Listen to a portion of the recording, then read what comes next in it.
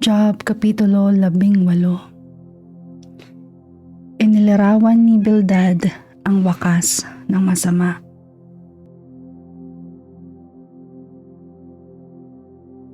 Sumagot si Bildad sa nasuhita, "Kay rami naman ang iyong sinasabi. Tumahimik ka muna at pakinggan kami. Kami ba'y ano sa iyong palagay? Mga bakang hangal at walang nalalaman? Sarili mo lang ang iyong sinasaktan.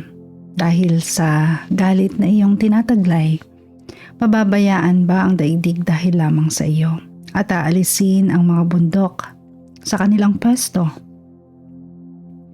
Ang ilaw ng masamay tiyak na papatayin, ang kanyang apoy ay di na papaningasin. Ang ilaw sa kanyang tahanay pagdidilimin. Ang matatag niyang hakbang ngayon ay nabubuwal. Pagbagsak niya ay nalalapit sa kanya ring kasamaan. Di niya namamalayang ang kanyang mga paa ay sa bitag pupunta. Kaya naman nasisilo itong kanyang mga paa. Isang silo ang sa kanya'y iniumang. May bitag na nakahanda sa kanyang daraanan.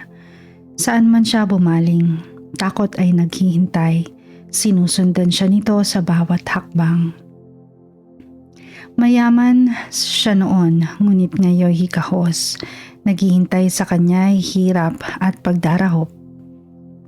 Nakamamatay na sakit, sa katawan niya'y kumakalat. Mga bisig at paa niya'y unti-unting naaagnas. Dahil siya'y panatag sa kanyang tahanan, ngayon kinakaladkad patungo kay kamatayan. May iba nang nakatira doon sa dati niyang tahanan matapos malagyan ng gamot at malinis ng lubusan. Ang kanyang mga ugat at mga sanga, lahat ay natuyo at pawang nalanta. Lahat niyang alaala ay napawi ng lubusan, nakalimutan ng lahat pati kanyang pangalan. Mula sa liwanag, inihagi siya sa karimlan at pinalaya siya sa daigdig ng mga buhay. Isang anak man o apo ay wala siyang naiwan, ni isa'y walang natira sa kanyang sambayanan. Mula silangan hanggang kanluran, nanginig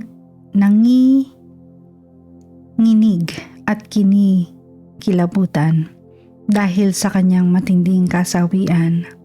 Ang masamang tao'y ganyan ang kapalaran, mga di kumikilala sa Diyos, ganyan ang kahihinatnan.